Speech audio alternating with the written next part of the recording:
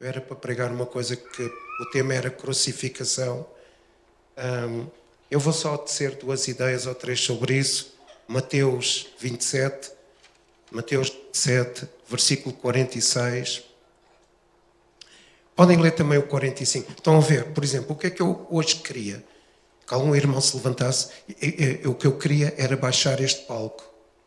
O David disse, os irmãos subirem aqui. Eu pensei assim, não. O que eu queria era destruir este palco. Estar tudo ao mesmo nível. Não é? Toda a gente ao mesmo nível. Mas como eu já estou farto de obras, então não tenho vontade de destruir o palco agora.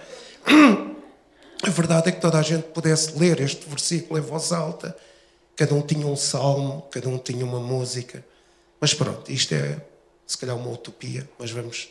É o que diz a igreja em Atos, era assim. Mas eu quero ler estes 2 versículos. Se alguém quiser ler em voz alta, com boa dicção, eu peço o favor de lerem. Mateus 27, 45 e 46. Estão em uns termos em aramaico, tem que ser alguém que conheça para falar. Hein? Quem quer ler? Ninguém. Ok, a Andreia lê. E desde a hora sexta houve trevas sobre toda a terra até à hora nona. E perto da hora nona exclamou Jesus em alta voz, dizendo: Eli, Eli, lama sabachthani. Isto é, Deus meu, por que me desamparaste? Amém. Ok. Primeira ideia sobre a crucificação. Jesus falou em aramaico, ninguém percebeu o que ele disse. Até mesmo se os irmãos lerem o texto seguinte, eles dizem, ele estava a clamar por Elias, para que Elias viesse salvá-lo. E então nem mesmo os seus conterrâneos e contemporâneos perceberam o que ele disse. Eli, Eli, lama sabachthani. Nós, se calhar, também não perceberíamos se não tivesse a tradução da pessoa que escreveu isto, não é? O Mateus. Então nós temos a tradução, Deus meu, por que me desamparaste? Mas se chegasse aqui alguém e dissesse assim, Eli, Eli, lama sabachthani, nós não iríamos perceber nada do que ele disse. Nós não iríamos perceber nada. Então o que é que isto significa? Que mesmo nós não percebendo nada, há aqui um princípio da crucificação. Qual é o princípio? O princípio é este: Jesus gritou, Jesus agonizou, Jesus chorou e com certeza, mesmo sem perceber o que é que está aqui escrito em aramaico, uma coisa que ficou na mente das pessoas que assistiram à crucificação foi isto: Jesus chorou por toda a gente. O que nós hoje lembramos e devemos lembrar, provavelmente não é esta a tradução desta letra em aramaico, o que nós devemos lembrar é que Jesus chorou por si, Jesus chorou por mim, Jesus desesperou, Jesus ficou desesperado, desamparado, Jesus ficou quebrado. Nesta altura Jesus quebrou. E agora você pergunta, porquê que Jesus quebrou? Por nossa causa. Ele gritou por nossa causa. E isto é o motivo desta expressão, Deus meu, foca a realidade da sua morte, aponta para a realidade e o poder da sua morte e aponta também para o motivo da sua morte. Porquê que ele morreu? Por nós.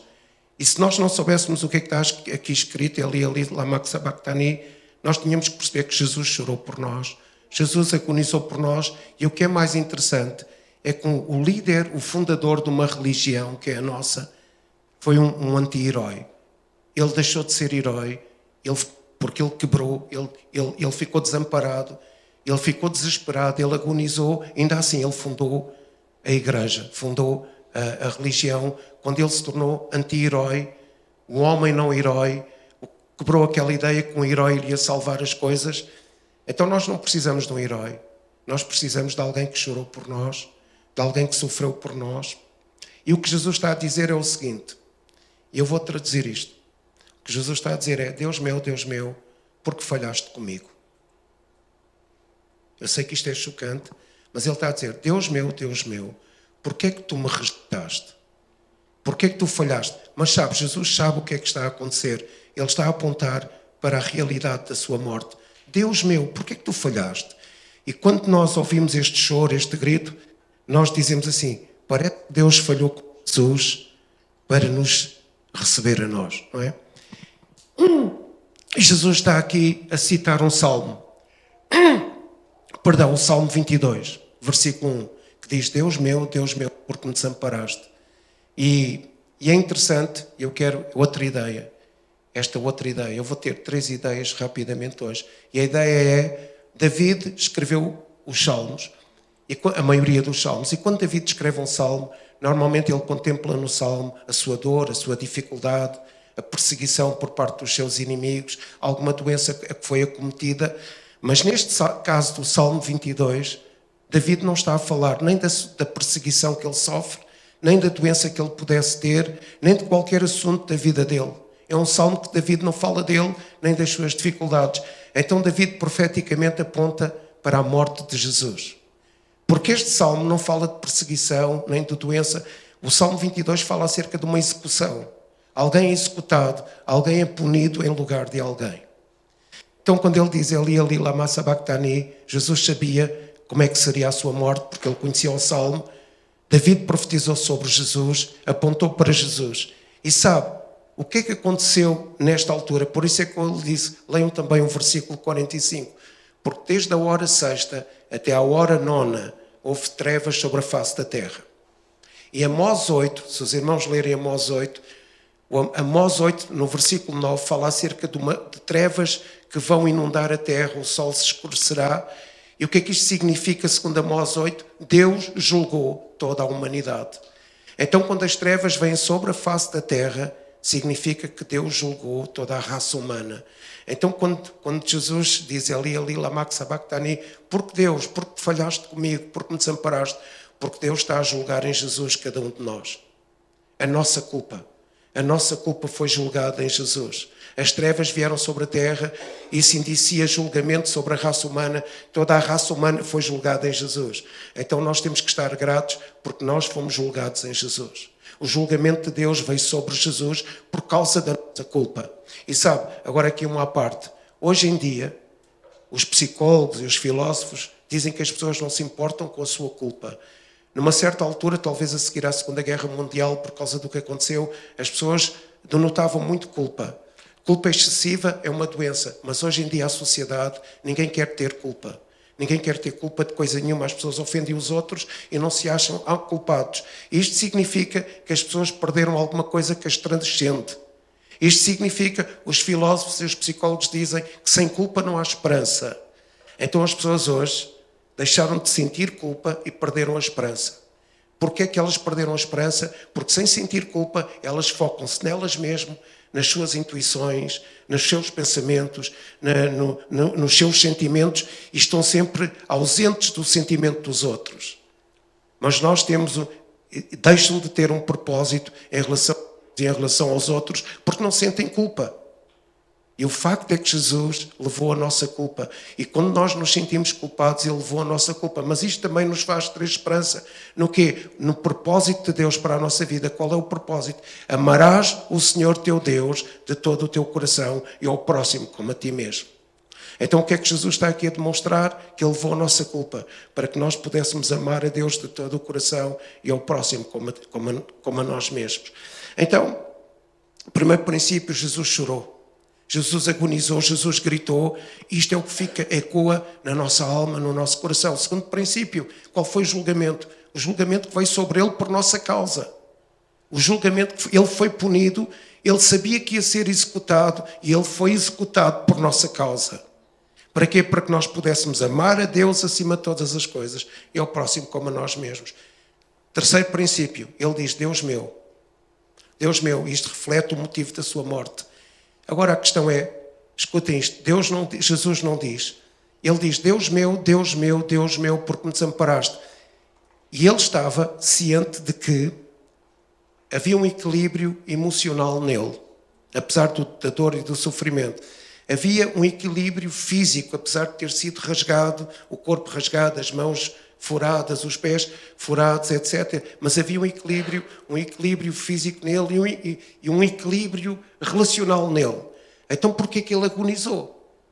Porquê que ele agonizou? Quando ele diz Deus meu, isto significa que faz-nos lembrar quando Moisés e Deus falaram e Deus disse, vocês serão o meu povo e eu serei o vosso Deus. O que fazia Jesus agonizar era a quebra daquela aliança com o Pai. Então Jesus não disse, as minhas mãos estão furadas, os meus pés estão furados, A minha mente, o meu crânio está furado. Os meus amigos eu vou perdê-los. Jesus, não foi isso que agonizou Jesus. Não foi isso que desesperou Jesus.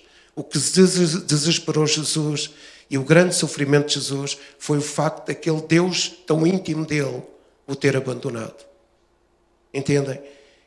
Às vezes nós queixamos, a minha doença, a minha dificuldade, o meu não sei quantos. Jesus não esteve ali. Olha, as minhas mãozinhas estão furadas. Jesus disse, Deus meu, porque o que agonizou Jesus não era o sofrimento físico. O que agonizou Jesus foi o facto do Pai o ter abandonado. Esta foi a dor maior de Jesus. E eu vou usar aqui uma expressão. O inferno é a nossa separação de Deus. E ali naquele momento, vou usar uma expressão para chocar, caíram sobre Jesus bilhões de infernos. Porque naquele momento, sabe, nós experimentamos isso. O amor, quando é mais profundo, o amor, quando é mais tardio, mais profundo, o amor torna-se mais forte. E quando alguém quebra esse sentido de amor connosco, dói mais. O amor de Jesus com o Pai é desde a eternidade. Ele conhecia o Pai desde a eternidade. O amor foi construído desde a eternidade. Então, quando Jesus perde esse amor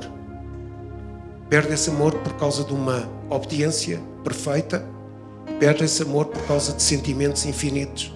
Jesus teve sentimentos infinitos por nossa causa e Jesus teve uma obediência perfeita por nossa causa. E, terminando este ponto, Jesus chorou por nós, Jesus agonizou por nós, Jesus foi julgado por nossa causa, Jesus ficou agonizado pela separação do Pai, desse amor que foi quebrado, dessa aliança que foi quebrada naquele momento. Eu quero usar aqui uma expressão. Quando nós obedecemos a Deus, Deus nunca nos abandona. Amém? Mas Jesus teve uma obediência perfeita e foi abandonado por Deus. E foi essa a sua dor. Jesus teve uma obediência perfeita e foi abandonado por Deus. Parece um contrassenso. E para terminar mesmo, que motivo levou Jesus à cruz? Que motivo levou Jesus a morrer?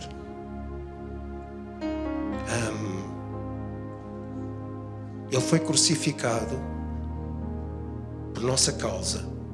Mas eu quero que você... Eu estava a pensar esta noite sobre isto. Ele foi crucificado para nos perdoar dos pecados. Mas isso é curto. Isso é curto. E estava a pensar no seguinte. Imagine 3 irmãos. Um dos irmãos mata um irmão e é preso. E o terceiro irmão chega ao tribunal e à cadeia e diz assim, eu vou assumir o lugar do meu irmão. Mas você vai trocar com o seu irmão e vai cumprir a pena, vai ser punido e executado. Porque assim, eu vou ser executado porque eu quero que este meu irmão que matou o outro, ele seja livre. Ele seja livre do seu erro, do seu pecado. E quando eles fazem a troca, ele chega perto do irmão que de facto matou o primeiro e ele diz o seguinte, olha mano, eu vou assumir a culpa por ti, mas eu quero que tu saibas, tu estás perdoado do teu pecado que eu vou assumi-la. Mas ainda assim, quando tu chegares a casa, tu vais ficar com a minha casa, com a minha conta bancária, com o meu carro e com o meu emprego. Então o que Jesus fez por nós na cruz não foi só perdoar-nos do pecado. Ele disse, eu perdoei-vos do pecado, morrendo por vós, mas vocês agora vão ficar com a minha vida. Já viram alguém que mata alguém, que é perdoado desse erro e ainda por cima recebe um prémio? Foi o que aconteceu connosco. Qual foi o prémio? Nós fomos feitos justiça de Deus. Então nós fomos perdoados dos pecados, mas Deus ainda nos deu um prémio, apesar de nós não merecermos nada. E terminando, e porquê é que Jesus fez isto tudo? Só por nós. E isto fez-me refletir durante o culto. Porquê é que Jesus, Eli, lama sabachthani, porquê é que Jesus fez isso tudo? Porquê é que Jesus tomou o nosso lugar, agonizou, chorou, fez sentir herói, perdeu a sua vida, foi executado, o julgamento sobre todos nós e sobre o mundo estava sobre ele, quebrou a aliança com o Pai por causa de levar o nosso pecado, agonizou, não é? sofreu tanto, sofrimentos infinitos, foi obediente, a uma obediência perfeita até à cruz, até à morte. Por que Ele fez isso? Para perdoar os nossos pecados, ainda por cima premiar. Mas por que Ele fez isso? Ele fez isso para glorificar o Pai. Amém? Ele fez isto tudo para glorificar o Pai. Então, quando nós o ouvimos chorar e gritar, que nós saibamos glorificar o Pai. Quando nós percebermos que, de facto, o julgamento atroz, cruel vem sobre Ele, que nós saibamos glorificar o Pai. Quando nós percebemos que Ele perdeu aquela aliança e foi abandonado pelo Pai, que nós saibamos glorificar o Pai. E que nós, quando nós percebermos, de facto, que Ele tomou o nosso lugar, que nós é que devíamos de ser executados e punidos, Ele fez para que nós saibamos glorificar o Pai. E vocês podem perguntar, então, mas Jesus não glorificava o Pai no céu antes de vir à terra? Sim, mas faltava algo no céu para Ele glorificar o Pai na plenitude. Sabe o que é que faltava no céu? Nós. Então Ele veio à terra sofrer para glorificar o Pai com o sofrimento, porque faltava no céu nós.